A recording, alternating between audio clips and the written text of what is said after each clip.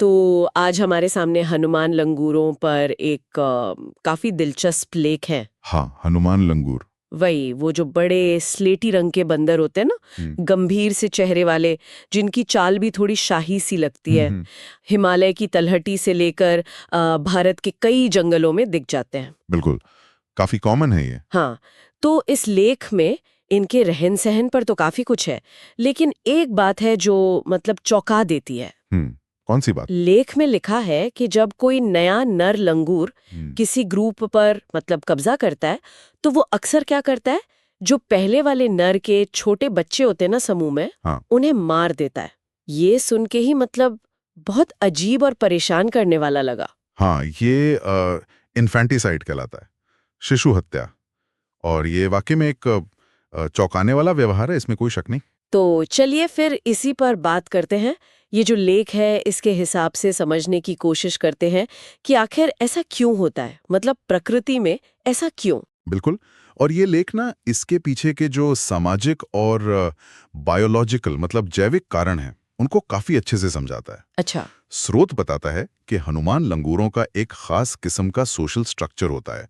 आप कह सकते हैं एक तरह का हरम सिस्टम। हरम सिस्टम मतलब मतलब? मतलब आमतौर पर एक ताकतवर नर होता है, डोमिनेंट मेल, और उसके साथ कई मादाएं रहती हैं और उनके बच्चे। अच्छा, यानी एक नर का ही दबदबा रहता है पूरे ग्रुप पर। बिल्कुल। फिर जब कोई नया नर आता है हम्म, तब क्या होता है, वो पुराने वाले को हटाता होगा? हाँ, एग्जैक्टली। जब कोई बाहरी ज्यादा ताकतवर नर आता है, वो पुराने वाले लीडर को चैलेंज करता है, उसे हराता है और फिर ग्रुप पर अपना कंट्रोल कर लेता है। ठीक है, ये तो समझ आता है, survival of the fittest type का। हाँ, लेकिन इसके बाद जो होता है, उसका सबसे पहला सबसे जरूरी मकसद होता है अपने जीन्स को आगे बढ़ाना।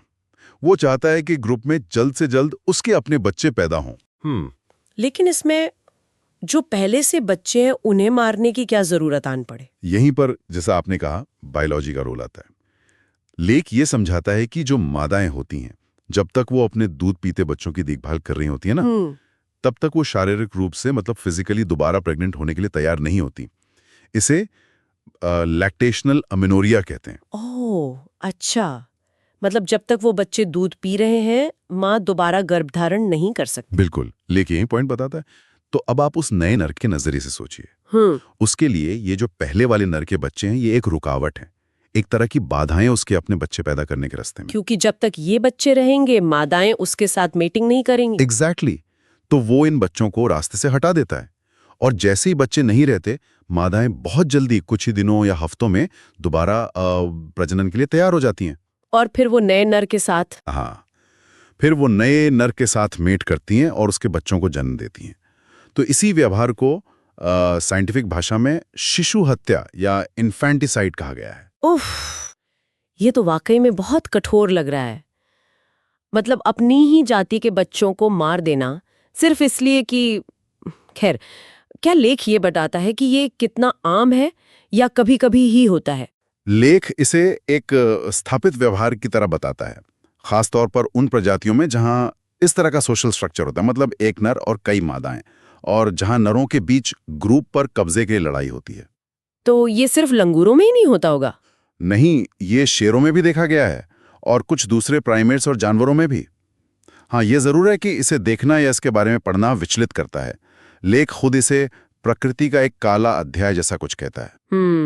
काला अध्याय, ये शब्द ही इसकी गंभीरता बता रहा है। हाँ, क्योंकि ये हमारी मानवीय संवेदनाओं के बिल्कुल विपरीत है। तो अगर हम इस लेख को संक्षेप में समझें, तो ये जो इतना चौंकाने वाला, इतना भयानक व्यवहार है, ये असल में उस नए नर लंगूर के लिए अपनी जेनेटिक लेगेसी, अपनी आनुवंशिक विरासत को जल्दी से जल्दी आगे बढ़ाने का एक तरीका है।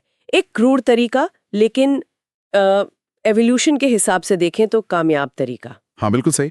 विकासवाद यानी एवोल्यूशन और प्राकृतिक चयन यानी नेचुरल सिलेक्शन के सिद्धांत तो यही कहते हैं कि जो भी व्यवहार किसी जीव को अपने जीन अगली पीढ़ी तक पहुंचाने में ज्यादा मदद करता है, वो पीढ़ी दर पीढ़ी चलता रहता है। भले ही वो हमें कितना भी गलत क्यों ना लगे। हाँ, भले ही वो हमारी नैतिकता या भावनाओं से मेल ना खाता हो। ये दिखाता है कि जिंदा रहने की, अपने वंश को आगे बढ़ाने की लड़ाई में प्रकृति कितनी जटिल और कभी-कभी हमें कितनी निर्मम लग सकती है।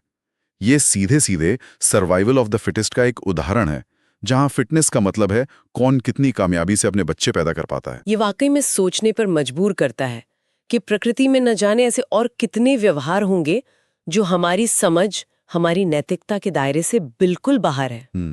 लेकिन उस जीव के लिए या उस पूरे इकोसिस्टम के संतुलन के लिए उनका कोई गहरा, कोई विकासवादी तर्क होता होगा। सही बात है। प्रकृति के अपने नियम हैं जो अक्सर हमारी मानवीय सोच से बहुत अलग होते हैं। हाँ, ये एक ऐसा सवाल है जिस पे शायद हमें और सोचना चाहिए।